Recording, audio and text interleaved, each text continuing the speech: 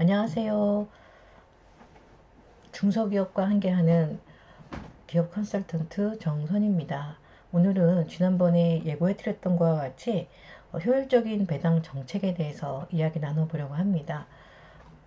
배당을 잘 활용하면 상속세나 증여세를 굉장히 많이 절감할 수가 있습니다. 그 부분에 대해서 상세하게 알려드리도록 하겠습니다.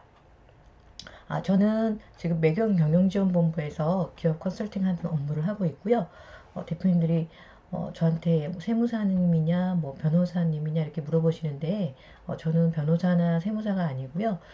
저희는 프로젝트 매니저라고 해서 세무적인 관점, 또 그런 법무적인 관점, 또 어떤 노무적인 관점, 이렇게 기업에 꼭 필요한 전문가들과 함께 각각의 전문가들의 관점에서 보는 게 아니라 이 부분을 융합해서 대표님의 입장에서 필요한 부분을 연구하는 R&D 센터가 따로 있고요.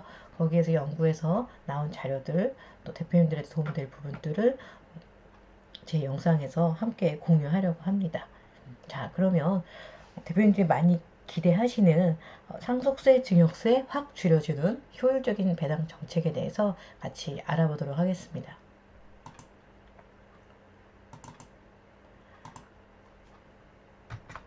대표님들께서 우선은 이제 이렇게 세금을 절감하시려는 목적이 결국은 세금의 종착역이라고 할 수 있는 상속세 이런 부분들을 좀 줄여나가기 위한 과정이라고 볼 수 있는데요.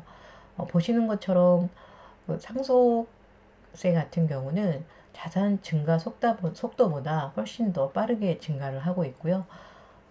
30억만 되더라도 한 35%의 세금. 여기서는 뭐 일괄공제 부분을 저희가 좀 반영을 했고요. 더 중요한 거는 총 자산 규모별 그 우리나라 자산가들의 자산 구조를 좀 봤을 때 유동성 자산이 13% 정도, 그리고 비유동 자산이 87%. 근데 이 비유동 자산에서 보실 수 있는 게 보통은 저희가 이제 부동산 자산만 생각하시는데 법인을 소유하고 계신 대표님들 같은 경우는 그런 자산 외에 법인에 대해서 비상장 주식, 그러니까 상장하지 않은 회사가 우리나라는 뭐 99%니까요. 상장하지 않은 비상장 회사 위주로 말씀드릴게요. 소유하고 있으신 그 비상장 주식, 대부분 우리나라는 가족주주거나 대표님들이 대부분 이제 최대 주주시죠. 소유하고 이 비상장 주식의 평가 금액이 바로 이 상속 자산에 포함이 된다는 거죠. 쉽게 얘기하면 30억이면 10억 정도. 이렇게 세금을 납부하셔야 되니까 대부분들은 제가 상담한 많은 회사들이 주식의 평가 금액을 봤을 때 대표님 지분이 적게는 몇 억부터 수십원, 수백억, 수천억까지 이렇게 있으신 거를 봤거든요. 그럴 경우에 이 비상장 주식 같은 경우는 상속 자산에 포함이 돼서 높은 상속세가 나오는데 문제는 주식에 대한 몰랍은 많은 제한이 있다는 겁니다. 부동산 및 금융재산으로 상속세를 납부할 수 없을 때 몰랍이 가능하거든요. 굉장히 유가족들한테 큰 타격을 줄 수 있죠. 몰랍이 제한되어 있습니다. 법인에서 지난 시간에도 제가 말씀드렸는데 10억 원을 인출할 때 소득 재원별 세금을 비교했을 때 급여, 상여, 배당, 특허, 산업재산권 같은 거를 포괄적, 뭐꼭 특허가 아닐 수도 있고요. 예, 우리가 보통 얘기하는 산업재산권, 그리고 자기 주식, 주식 양도도 마찬가지입니다. 퇴직금, 또 소각을 활용한 주식, 각각 봤을 때 법인에서는 똑같이 10억을 인출하는데 실제 내가 세금을 납부하고 남는 내가 실제로 받을 수 있는 금액은 5억 9천, 6억 5천, 8억 6천2백, 7억 8천 3백, 7억 9천 9백, 9억 3천 2백 이렇게 다르다는 거죠. 자, 그런 측면에서 배당은 보시는 것처럼 급여나 상여보다는 낮지만 나머지 다른 인출 방법보다는 높은 편입니다. 그런데 왜 제가 오늘 이 배당에 대해서 활용할 것을 말씀드리냐면 뒷부분에 보시면 이런 일반적인 절세보다 훨씬 더 파워풀한 효과가 있다는 걸 이제 알게 되실 거예요. 자, 보시는 것처럼 그 이익 배당은 주주 평등의 원칙에 따라서 각 주주가 가진 주식의 수에 따라 균등하게 배당을 해줘야 되죠. 그렇지만 이 차등 배당이라는 거는 이 원칙과 달리 주주들의 지분율과 다른 이익 배당을 말하는 걸 바로 저희가 차등 배당 또는 초과 배당이라고 말합니다. 예를 들어볼게요. 아버지가 90%의 지분을 갖고 있고 아들 둘은 5%씩밖에 안 갖고 있습니다. 그러면 저희가 2억 원을 배당한다고 하면 아버지가 1억 8천, 아들들은 각각 1,000만 원밖에 받을 수가 없죠. 근데 아버지가 배당을 포기하시는 거죠. 그리고 아들들이 나머지 아버지가 가져갈 1억 8천을 9천, 9천 이렇게 지급받는 거죠. 즉 아버지가 받을 배당금을 포기함으로써 아들에게 보유 주식보다 차등하여 또 혹은 초과하여 배당금을 지급하는 것을 차등 배당이라고 하고요. 자, 합법적으로 소득원을 창출하는 겁니다. 많은 대표님들이 이제 이런 부분에 대해서 말씀을 드리면 저희가 이게 16년도에 법이 좀 개정되면서 본격적으로 그 전에도 많이 했지만 진행을 했는데 초창기에는 이거 증여 아니냐, 불법 아니냐 이런 말씀을 굉장히 많이 하셨어요. 자, 뒤에 보시면 상속 및 증여세법 41조 2조 초과 배당에 따른 이익의 증여 동법 시행령 31조 2에서 보시는 것처럼 자, 개정을 16년 1월 1일 날 법이 개정이 됐어요. 지분을 초과하여 받은 배당은 과소 배당을 받은 주주로부터 앞에서 보신 거는 이제 아버님이 되겠죠. 과소 배당을 받은 주주로부터 증여받은 것으로 보아 증여세를 과세한다. 증여세를 과세한다. 지금도 차등 배당한다 그러면 이제 기장을 해주시는 세무사님들이 그 증여세 나와서 안 돼요 라고 말씀하시는 경우가 있는데 증여세를 과세하는 것은 맞습니다. 그러나 여기 요건에 보시면 개정안 16년 1월 1일 개정안에 보시면 주주관계, 특수관계에 있는 경우에 증여세를 과세하는데 증여 시기는 배당을 한 날을 증여 시기로 보고요. 중요한 거는 자, 증여재산가액은 초과 배당 금액이에요. 그러니까 아까 앞에서 보시면 아들이 1,000만 원을 받아야 되는데 1억을 받았죠? 그러면 9천만 원이 초과 배당 금액이 됩니다. 그러면 제일 중요한 증여세 계산을 어떻게 하느냐?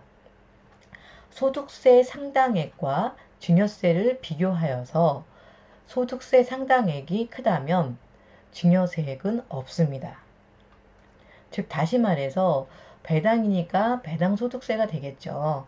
그래서 배당소득세가 증여세보다 크다면 증여세액은 없습니다. 그 이유는 소득세와 증여세 중 높은 것을 납부하게 돼 있기 때문입니다. 여기서 중요한 거는 소득세 상당액이라는 거는 이제 배당소득세다 보니까 당해 연도권만 보고요. 증여세는 직전 10년간 증여한 자산을 누계해서 보기 때문에 반드시 10년 이내에 증여가 있는지 없는지 확인을 하셔서 전문가와 함께 증여세를 계산하셔야 되고요. 소득세 상당액이 더 크다는 의미는 그 당해의 배당으로 세금이 끝나니까 이해는 누적이 되지 않죠. 만약에 두 개를 비교했더니 증여세가 더 컸다. 그러면 증여세액과 소득세 상당액 차액을 납부하게 돼 있습니다. 문제는 세금을 납부하는 것도 세율이 높겠지만 중요한 거는 증여세가 더 높아서 증여세를 납부하게 되면 얘는 당해로 끝나는 게 아니라 10년간 합산이 돼요. 그래서 다음에 배당할 때 또 추후에 증여할 때 굉장히 누진 세율로 인해서 높은 세율을 적용받을 수가 있으시다는 거죠. 자, 이 부분을 제가 대표님이 이해하시기 편하게 저희 R&D 센터에서 이렇게 도식화했습니다. 보시면 법인이 있습니다. 아버님이 있고 아들이 있습니다. 배당을 아버님께서 1억을 받아가신다고 한다면 정기 배당에서 이제 아버님이 먼저 배당을 받았어요. 그리고 아버님이 아들한테 또 증여를 했어요. 자, 이렇게 되면 세금을 두 번 납부하게 되죠. 아버님은 배당소득세, 아드님은 증여세. 이렇게 두 번 납부를 하게 되고요. 만일에 차등배당, 즉 초과배당을 활용하신다면 법인에서 1억이 나오는 건 똑같습니다. 같은 돈이 나오는데 아버님이 배당을 포기하셨죠. 그러면 나머지 주주가 이 배당을 받을 수가 있습니다. 그래서 1억 원을 배당을 하게 되면 물론 아드님은 배당소득세를 납부하셔야 됩니다. 하지만 아버님한테 오는 게 아니기 때문에 증여세는 납부할 필요가 없다는 거죠. 물론 앞에서 보신 것처럼 반드시 증여세와 배당소득세를 비교해서 배당소득세가 더 높다면 배당소득세 한 번 납부하는 걸로 끝난다는 거예요. 즉 배당 후 증여를 하게 되면 배당소득세, 증여세 두 가지, 물론 세금을 납부하는 주체는 다르지만 두 가지를 내야 되는 거고요. 직접 배당을 통해 증여하면 배당소득세 또는 증여소득세 한 번만 납부한다는 거죠. 이 부분은 굉장히 큰 의미가 있는데 첫 번째는 세금을 절감한다는 의미, 두 번째는 바로 이 자녀에게 소득 출처를 만들어준다는 굉장히 중요한 의미가 있죠. 물론 그 차등 배당에 필요한 절차를 보시면 차등 배당을 어떻게 할 것이냐, 물론 이제 배당에 대한 그런 내용이 회사의 법인 정관에 잘 정비가 돼 있어야겠죠. 그리고 추가적으로 정확한 기업가치 평가를 통해서 정확한 주가를 먼저 평가를 받으셔야 되고요. 주주총회, 그 다음에 뭐 이사회가 있는 회사는 이사회, 그리고 지급시 원천징수, 그리고 증여세 신고 납부, 종합소득세 신고, 이런 일련의 절차들은 이제 법무적인 절차죠. 이런 부분들에 대해서 정확하게 절차를 하지 않으면 나중에 세무조사가 나왔을 경우에 이 부분에 대해서 인정을 못 받게 되시면 이거는 그냥 가지급금이 되겠죠. 자, 이런 부분들은 잘 아시는 것처럼 가장 중요한 것은 법적인 근거 하에 진행을 하셔야 됩니다. 자, 오늘은 차등 배당에 대해서 이제 알아봤고요. 보시는 것처럼 가장 중요한 내용은 두 번 낼 세금을 한 번 낸다는 게 가장 중요합니다. 두 번째 중요한 거는 자녀에게 소득원을 만들어준다. 제가 대표님들 이렇게 상담 진행하다 보면 이런 말씀들 많이 하세요. 아들 집 살 때 좀 도움을 줬는데 3, 4년 시점에서 증여세가 나왔다. 그러니까 아드님이 집을 구입할 가격이 있고 그동안 아드님께서 소득세 또는 그 소득에 대한 세금을 신고한 게 있겠죠.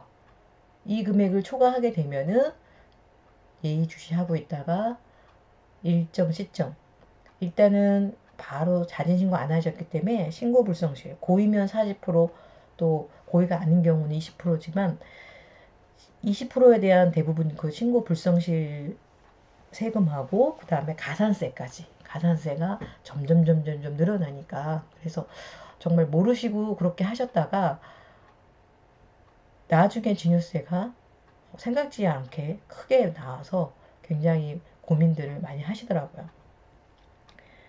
그렇게 도와준 돈은 대표님이 이미 한번 세금을 낸 돈이에요. 근데 자녀한테 또 증여함으로 해가지고 이중으로 세금을 내신 거죠.